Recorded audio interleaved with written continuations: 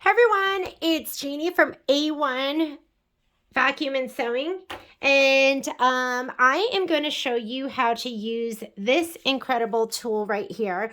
This is the belt loop binder 3/4 inch.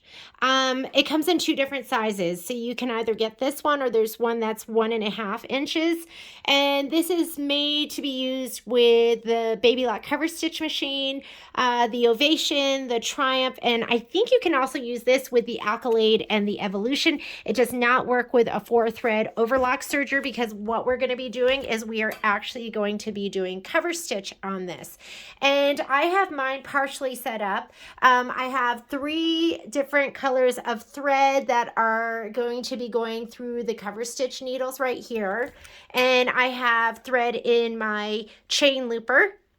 I've set this up just like the guide tells you. I'm doing the triple cover stitch. So here I've set up my chain looper to between 0 to 1. There's a little line right here that is lined up with that. So that sets your chain looper tension. And then my chain needle tension, which is over here on this side, I have set to 5. As far as stitch length, I like probably about a 2.5. And so these 3 needles, these are my C1, C2, and C3. Those are all set up with thread. Your thread is going to go on top of your foot and to your left. And my chain looper thread is right here underneath. You do not have any needles here in your overlock position. As far as a foot goes, this is the regular foot. My recommendation is that you use the chain stitch cover stitch foot, which is going to be a lot shorter. So I'm going to take this one off so you can see the difference. And when I take it off, I like to kind of slide it to the left. It's going to be a lot shorter. And whenever I chain stitch or cover stitch, I always use this foot just because, I mean, imagine trying to tuck this into a sleeve. This one is that much shorter and just makes it that much easier. I also like it because it's clear and I like to be able to match my threads and see underneath it. I know some people don't like this because it's they like the metal one, which is going to be like a little heavier and maybe give you a little more pressure. But this is really my go-to foot. So I'm going to go ahead and put this one on. And what you want is you want your belt loop binder tool. Hang on just a sec. Let me get this on. You want it to be close to the tip of your foot, but you do not want it to be touching.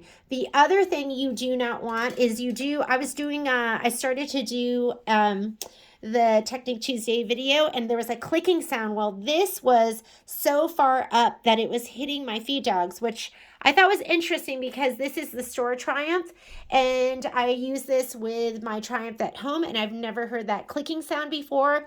So Michelle pointed out that we had some screws right here, and I was able to adjust this. So you want it to be close to the foot, but not touching, and you don't want it to be touching the feed dogs, which start right about here. Now to put this on, your machine came with some attachment screws. If you lost them or if you don't know where they are, it usually comes in that secondary bag of accessories with all the spool nets and things like that. I take these and I leave them in my tray on the side of the machine that pulls out, but most likely they came in a little bag. Let me see if I have the little baggie. They came in something that looked like this. So if you don't have them or you can't find them, we carry them at the store and you can get some. You want to screw them to this top section. There's screws down here as well. And just so you know, I do have this set up for cover stitch with my chain stitch cover stitch table on. I took off the knife plate that you use for overlock. So you do need to put this one on, and you need it because it's going to have those screws for you to put your attachments on. So it's super nice. Let me swing this up a little bit so you can see better. And when you go ahead and screw it on, my recommendation, and again, if you need to move this forward or back, you can adjust it right here. You're just going to go ahead and hand screw them on. Don't tighten them down yet because we have to feed our fabric through, and just make sure your stitching is going to go right where you want it to go. These marks right here on the toe of the foot are supposed to line up with your stitches. So we're going to line up our fabric to those lines. Can you see those? Those like lines that kind of are raised. Those line up with your, they line up with the stitches. and the needles.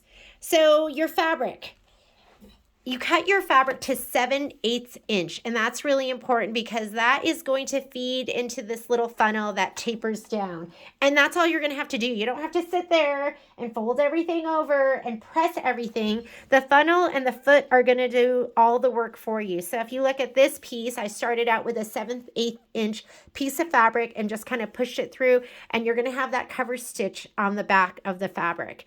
But can you imagine having to fold all of this over and then stitch it all down? You're going to see how quick and easy and fast it is on the machine. So I like to have some good pair of tweezers, and I also like to have my orange handled screwdriver. Sometimes one does a better job than the other. I like to use this to kind of push it in, and this to grab the fabric from the back. So I'm going to start with my foot up. And just looking at this, it looks like I need to slide this over a little bit. So I'm going to just go ahead and tighten that down a little bit, not too tight. Once I get it settled, then I will tighten it down all the way. Expect there to be a little waste in the very beginning and your beginning piece of fabric and the end of it. And I'm just going to take this and get this in here. I'm just going to start pushing it through. And the foot's going to do the work for you. Do you see how nice that is? And it's just coming out. Now that that's out, and don't be afraid to do this, you can lift up the toe of your foot. No problem. So I'm going to lift up the toe of my foot, and I'm going to grab this fabric. I'm just going to pull it back just beyond where the needles are. I'm going to put my foot down. I'm actually going to adjust this a little bit. I want to get it under there the best I can so it's nice and flat. And then I'm going to hand roll my needles down into my fabric. That looks pretty good. And then I'm going to start stitching. So I have all of this. I have a whole strip of this. And I'm just going to let the foot do the work for me as long as it looks like everything's in line.